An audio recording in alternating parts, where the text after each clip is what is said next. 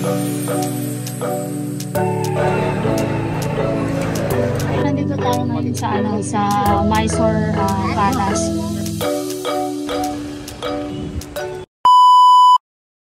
Hello and good morning everyone. So this is our third day na dito sa Bangalore. Hindi na ako nakagawa ng video din kagabi kasi pagkatid sa amin dito sa hotel, naligo na ako kagad and then nagpa-massage kasi ako dahil parang sobrang na ng katawan ko. Feeling ko parang pagod na pagod na.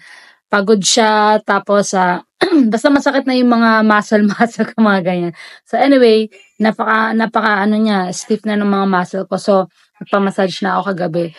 And grabe, very relaxing yung spa nila dito sa Vivanta Hotel. And natuwa ako sa nila sa service nila as in.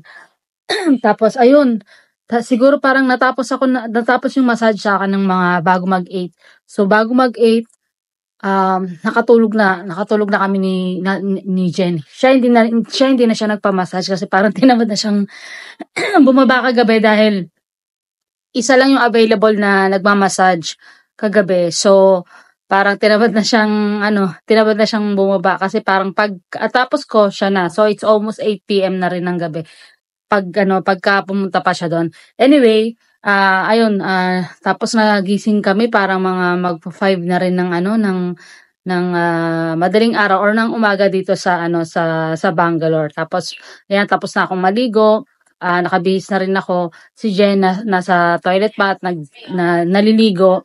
So ngayon, kahapon kasi nasa nasa Mysore place.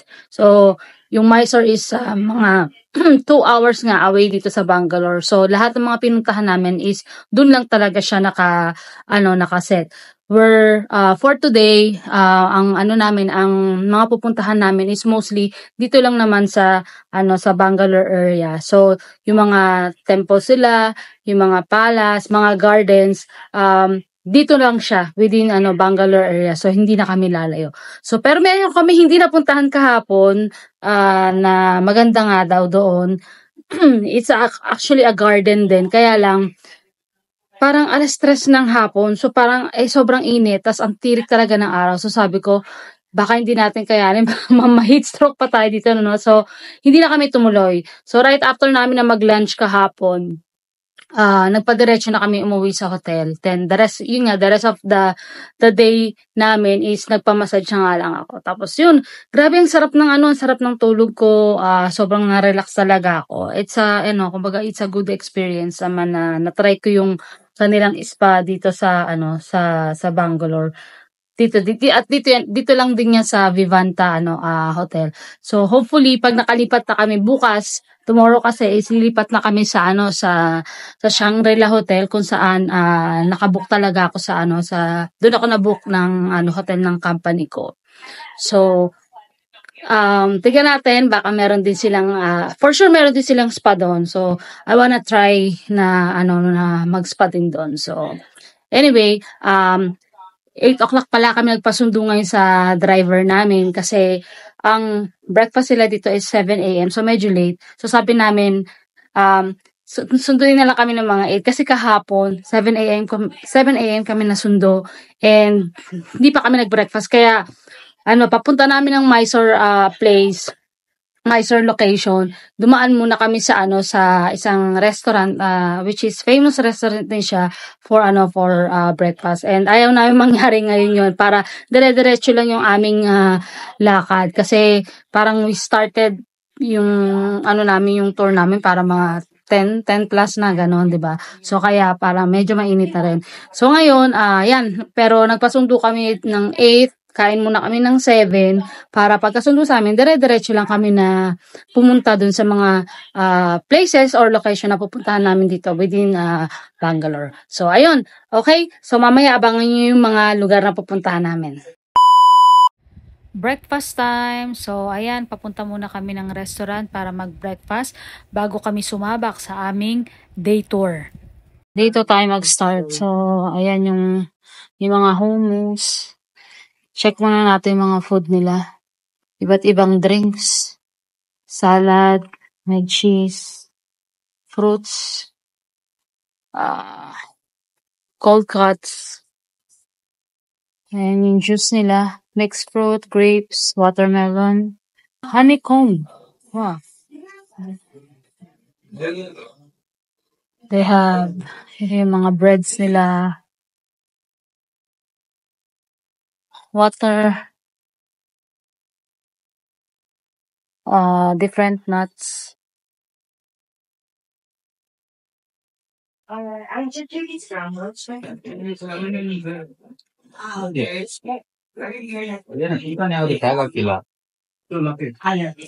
Indian food. Okay, I'll get it one. Thank you for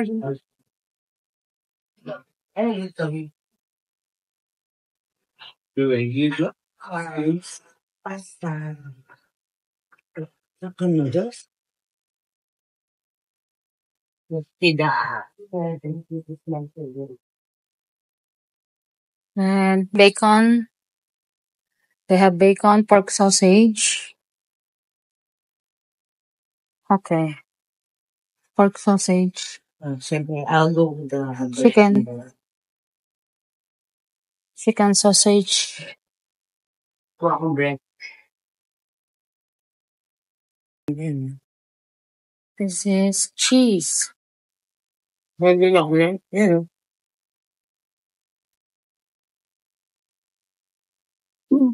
Marami silang choices ng food dito. Ang maganda, may western sila. May western food na choices, no? Tas yung croissant nila talagang battery. Malalasahan mo yung butter. So for now, nagkano lang ako, pasta, croissant, pork sausage, and then they have itong bacon. Pero itong bacon, di ko alam kung ano eh.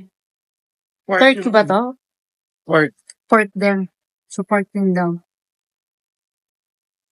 May tsura na turkey bacon.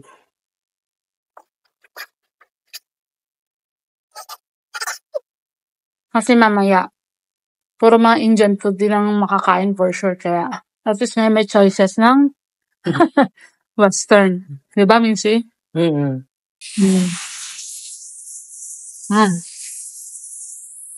May ipayakot pa nga sila. Saka marami silang may mga smoothies din sila dito. Kain muna kami. Andito na pala ako ngayon sa loob ng sasakyan. Ayan palang si Jen. Gumawa pa siya ng milagro. Kaya na-late siya. Okay, so ngayon, ayan. We bought this. Papunta kami ng, marami kami lugar na pupuntahan ngayon, but ito lang within Bangalore lang. So, mamaya abangan niyo yung videos namin kung saan kami pupunta. Okay? Alright, see you later. Binidyohan ko lang yung harapan ng ISKCON Temple dahil bawal ang mag-video sa loob, and then dumaan kami dito sa Vidhana Soda, pero dito kami nagtagal sa Lal Baj Botanical Gardens dahil malawak siya na park.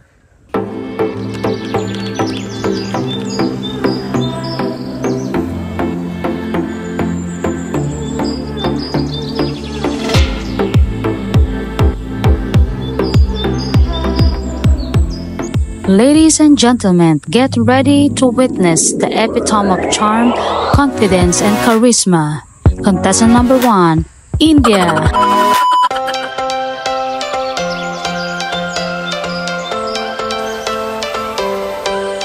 Every change has a reason.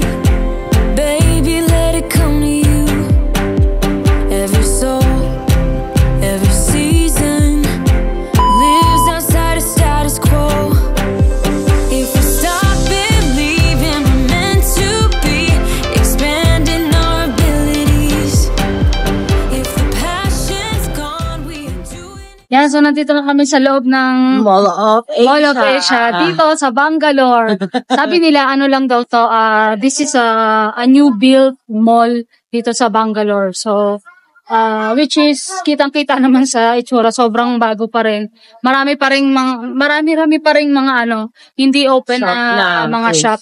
So, ayun, nagpunta kami rito dahil parang gusto namin kumain ng, na western, parang western food, ganyan. Baka may So, sila dito, Jolly.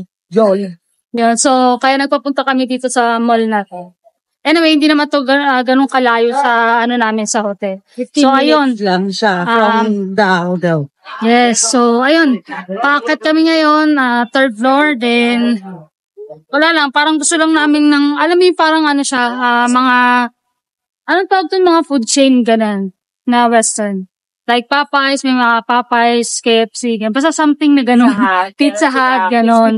Krispy Kreme, meron sila, ganun. So, ayan. Anyway, baka mag-take out na lang din kami ng Krispy Kreme. Alright, so, sige, lakad muna kami. So, nandito kami ngayon sa third floor. Ito yung parang, nila, food court. Pero parang mabibigo kaming makahanap ng western food dito kasi parang more on local food lang siya. And then Mediterranean. May Asian food din naman. Naikot na namin ang iba't ibang store.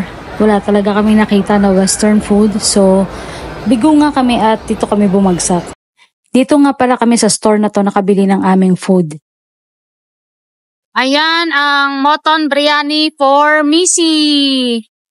At ito naman ang aking order. Buttered naan chicken and buttered garlic naan. So, Favorite ko to. talaga ba? Butter na? Tapos ito buttered chicken. Sarap yan. Wow, sarap. Yummers. Ngayon, sarap nito, panalo. Talaga? Favorite ko din yan butter chicken. Authentic yung lasa. Butter chicken and garlic naan. Uy, nagugutom na ako. Parang naiinggit ako sa'yo bigla. Kain na.